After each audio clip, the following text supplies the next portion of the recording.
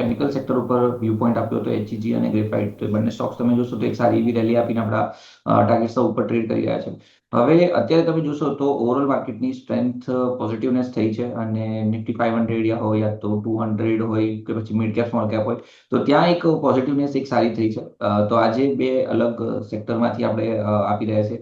પહેલા એક mid cap small cap kind of stock છે બાય આપણે એલિકોન એન્જિનિયરિંગ સજેસ્ટ કરી રહ્યા છે. એલિકોન એન્જિનિયરિંગનો અગર તમે ચાર્ટ પેટર્ન જોશો ડેલી પ્રાઇસ ચાર્ટ પર તો ત્યાં કશે ને કશે આપણે જોઈ રહ્યા છીએ કે cup and handle pattern breakout stock ગઈકાલે 100 દિવસની મૂવિંગ એવરેજ ઉપર ક્લોઝ આઉટ આપ્યું છે અને ગઈકાલનું વોલ્યુમ તમે જોશો તો એવરેજ 20 દિવસના વોલ્યુમ કરતા વધારે છે. મોમેન્ટમ ઇન્ડિકેટર પણ બુલિશ ઝોનની અંદર છે. સો એલિકોન 435 ની આજુબાજુ ક્લોઝ થયું હતું.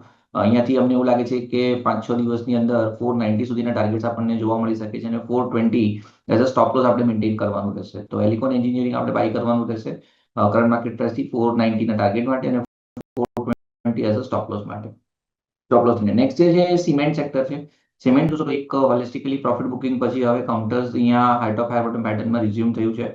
તો જેકે સિમેન્ટમાં પણ સિમિલર પેટર્ન છે. Cup and handle pattern breakout ફરીથી ક્વાર્ટર મૂવિંગ એવરેજીસ ઉપર ટ્રેડ કરે છે. ફોલિંગ ટ્રેન્ડ લાઇન બ્રેકઆઉટ પણ આપણને જોવા મળે છે. 5730 ની આજુબાજુનું ક્લોઝિંગ છે.